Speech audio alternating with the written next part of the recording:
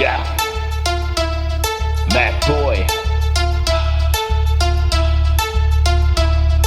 Mad boy, what you gonna do? What you gonna do when they come for you? Mad boy, what you gonna do? What you gonna do when they come for you? Herzlich willkommen in meinem Game. Aus dem Boden wachsen Rapper, die wollen jetzt auch mehr Fame. Sorry, aber reden von wegen können kein Arabisch, aber weißt was, scheiss auf dein Gelaber. Wave Beats findet, Rap ist ein Sport. Nimm den Schwanz aus dem Mund, man versteht kein Wort. Du rappst wie jeden anderen und erwartest noch Support. Gegen mich battlest für dich lyrischer Mord. Mad boy, what you gonna do? What you gonna do when they come for you? Ich battle nicht gern, weil ich habe keine Zeit dafür. Ich rap aus Liebe für die Musik, weil meine Lebenszeit stört. Du rappst nur, weil du erfolgreich willst sein. Ich geb einen Fick auf alles und auf Musikindustrie. Rapp ich in Gottmod, bring ich kein Blag übers Land. Rapp ich in Gottmod, bin ich bereits in deinem Verstand. Rapp ich in Gottmod, hat dein Text keinen Bestand.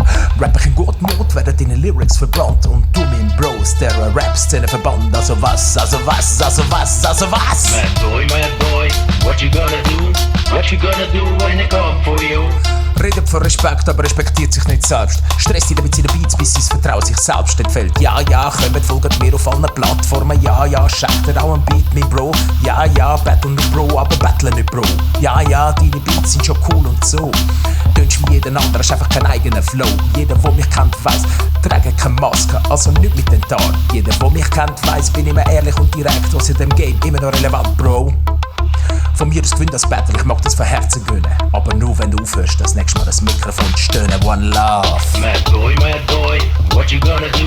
What you gonna do when they come for you? Mad boy, what you gonna do?